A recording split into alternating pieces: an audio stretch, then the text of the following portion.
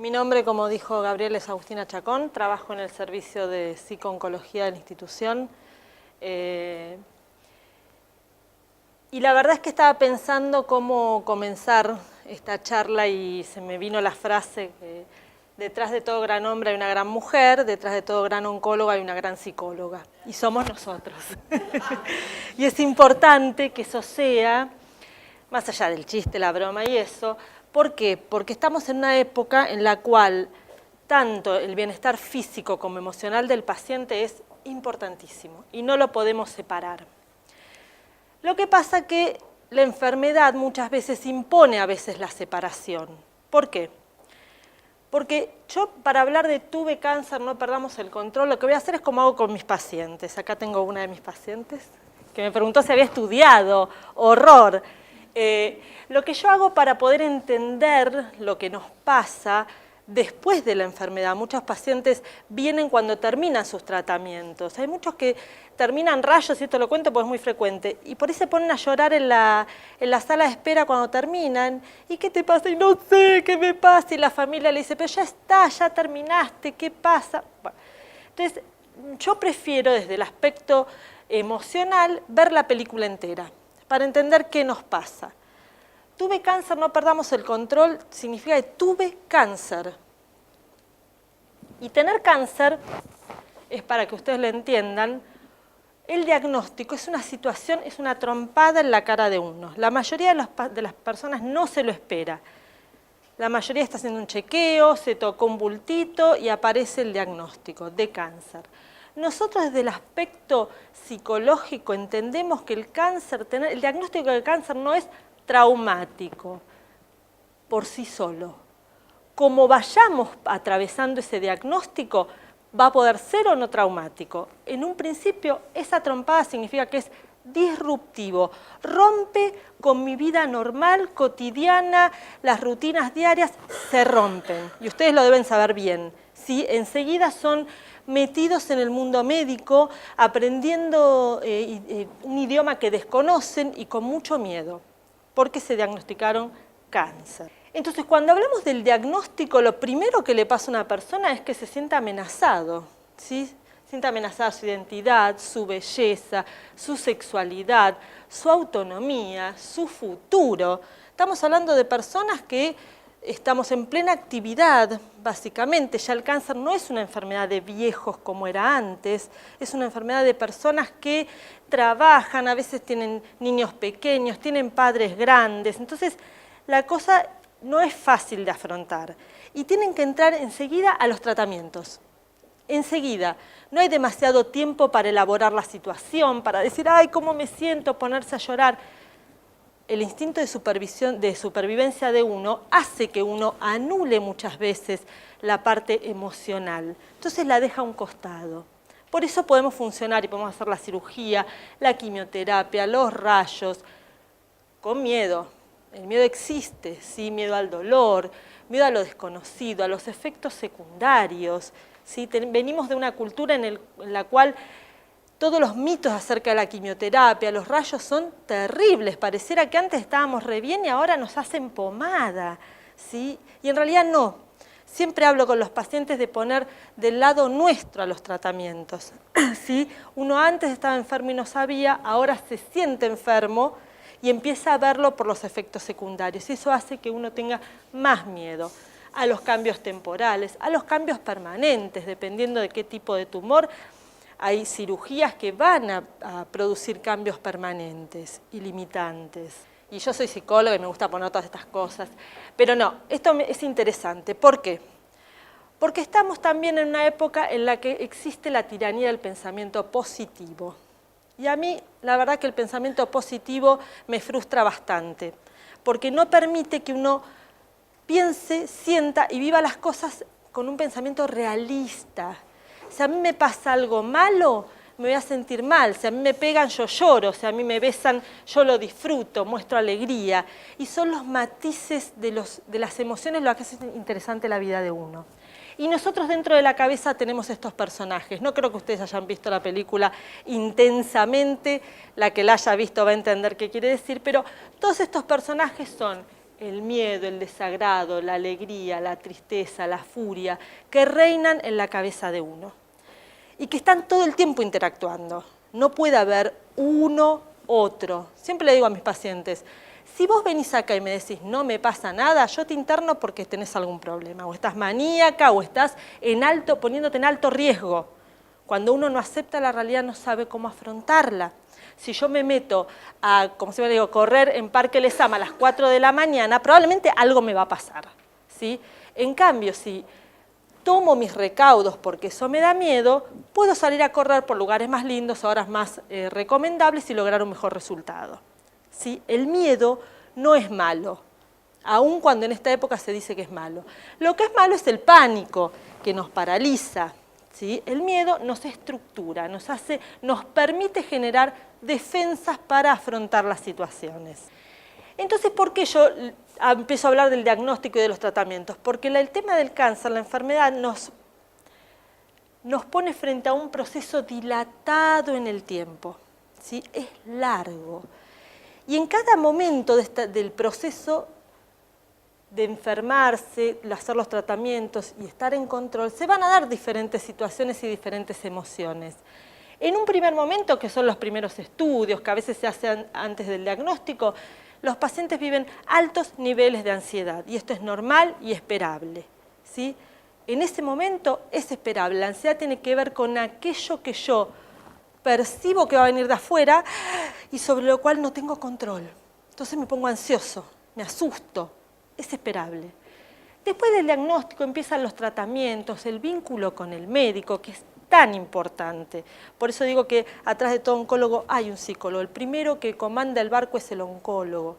Y tiene que tener, a veces la visita con el oncólogo es más terapéutica que una visita con nosotros, ¿sí? No todo, ¿por qué? Susana, vos sos mi paciente, tenés que no me pongas acá. ¿Por qué? Y porque en realidad es el que sabe, es el que va a decidir, me va a explicar qué es la enfermedad que tengo, me va a contener. Bueno, los tratamientos bajan la ansiedad, estructuran, aun cuando son pesados de realizar, se traza un mapa, entonces tal día tengo tal cosa y eso me contiene, eso me hace sentir que me estoy cuidando. Vengo a la institución, a pesar de que no me gusta, ay, me quiero quedar acá. Por eso es que al final de los tratamientos recibimos muchas consultas en el ámbito psi, porque aparece la ansiedad y ¿ahora qué? Me dejan solo, ¿sí? Querés seguir viniendo, o por lo menos me querés seguir viendo a mí, que está buenísimo. Entonces, en esta adaptación, en donde se van a poner en juego todas nuestras defensas, ¿sí? Como personas, como seres humanos, la negación, la evitación, el aislamiento, en estos casos están todas al servicio de que nosotros terminemos el tratamiento lo mejor posible, ¿sí? Con lo cual, familias, si hay familias acá me encantaría, porque dejen que el paciente desarrolle su propio modo de afrontamiento. ¿Tiene ganas de llorar? Que llore. A nadie le pasó nada por llorar, así que llore tranquilamente. Uy, pero no sé qué decirle. No le digas nada. No hay que dar una respuesta al llanto, ¿sí? Hay que permitir la descarga del paciente, hay que permitir que no tenga ganas de ir al cumpleaños de Pepito cuando está pelada, se siente horrible, se siente cansado, ¿sí? Hay que permitir eso y es de gran ayuda. Muchas veces es de mejor ayuda el acompañar en silencio que el tratar de no pasa nada. Dale, pero si estás bárbara, sí, no sé si tan bárbara, no la estoy pasando muy bien. Así que en esta adaptación se dan todas esas emociones nuevamente, aparece la recuperación y en los controles los altos niveles de ansiedad aparecen nuevamente, ¿sí? Esto es más o menos para un gráfico de qué es lo que vive cada persona que transita la situación de una enfermedad oncológica. Yo la verdad es que siempre que tengo un paciente adelante, pienso en lo difícil que es venir acá, hacerse los estudios, hacerse los controles. Entonces hay que poder acompañar en sentimiento. La famosa frase, estoy con las frases, acompañar en sentimiento, cuando realmente uno lo hace, acompaña muy bien. Entonces, salimos y venimos al control, donde dicen no perdamos el control. Y aparecen mis amigos de nuevo, que dice es normal experimentar diferentes sentimientos luego de terminar el tratamiento. Es normal y esperable, ¿sí? La preocupación más importante que tienen los pacientes cuando están en control, que es la única, es acerca de la salud, es acerca de que la recurrencia. Esa es la preocupación número 1, ¿sí? Que es muy intensa durante el primer año post-tratamiento. Después uno ve que se va espaciando y aparece con virulencia ante los controles nuevamente, ante un aniversario, hoy hace 2 años que me operé, ante la muerte por una enfermedad oncológica de un famoso, ¿sí? Pero ese no, el Pocho la Pantera, no tiene nada que ver Pocho la Pantera, pero uno se siente completamente identificado y es esperable que eso suceda. Entonces, esto lo tienen que saber y volvemos a lo mismo. No pensar en el pensamiento positivo. Si yo lloro, no es que estoy deprimida, no hay que confundir tristeza con depresión, ¿sí? La tristeza es normal y esperable si me pasa algo feo. La depresión es algo que sí nosotros ya desde la psicopatología tratamos, pero tampoco es para asustarse, es para tratar, ¿sí? Entonces, en ese momento donde el paciente está pasando por ese miedo, no, si ya está, ya terminaste el tratamiento, ¿sí? Sí, el tratamiento se termina físicamente, pero después el alma nos vuelve al cuerpo, y cuando el alma nos vuelve al cuerpo, nos vuelve desde el diagnóstico, y nos vuelve tratando de entender y elaborar todo aquello que nos pasó y que nos puede pasar, que nos hace cambiar, como decía Janina, los hábitos de vida, nos hace cambiar la visión del mundo, nos hace cambiar nuestra propia visión de ser en el mundo, ¿sí? Entonces hay que darle tiempo a eso. Entonces, para bajar un poco el miedo que da nuestra salud y la recurrencia, lo primero y principal, como dijo Janina, es no perder los controles médicos, no dejarlos, no evitarlos para evitar el miedo, no esconderlos abajo de la alfombra. ¡Ay, me olvidé! Otra de las maneras es la posibilidad de expresar si sentimos miedo, enojo o tristeza y ser escuchados y aceptados. Fundamental, ¿sí? Fundamental. La importancia de los vínculos sociales, familia y amigos. Esto es importante. Recién decía ella, que no sé tu nombre, Claudia, antes de que llegaran todos, comentaba, ¿no?, cómo algunos amigos se aislaron, la evitaron durante el tiempo del tratamiento. Es difícil a veces como amigo acercarse a alguien que está pasando por esa situación y a veces sin quererlo se alejan. Uno como paciente puede cuidar a los familiares y a los amigos y la familia y los amigos nos pueden cuidar a nosotros como paciente. No olvidar esto, sino quedar en la postura de si no me llama, yo no llamo. Llama, ¿sí? Por ahí tiene algún problema, por ahí no sabe cómo acercarse, reanudá el vínculo, habla. Si el otro no puede hablar acerca de lo que te pasó, habla vos acerca de lo que te pasó y cómo te sentiste. Es que algunos, perdona, a mí me pasó ahora que una de mis amigas volvió y me dijo, perdóname, pero no te podía ver pelada. ¿Y qué le vas a decir? O sea, nada, no pudo. Tenés razón. ¿Y eso cada uno? Tal cual, qué bueno que lo dijo. Y en esto de los vínculos de familia es muy importante el tema de los matrimonios, ¿sí? ¿En qué lugar queda el que cuidaba? ¿Sí? ¿Cómo volverlo a poner en lugar de par, de cónyuge? Esto es importante y nosotros tratamos del ámbito de los psicólogos de laburar mucho esos aspectos. Volver a ser quien uno era, no ser tomado por la enfermedad de aquí in eternum. Buscar ayuda. Sí hay.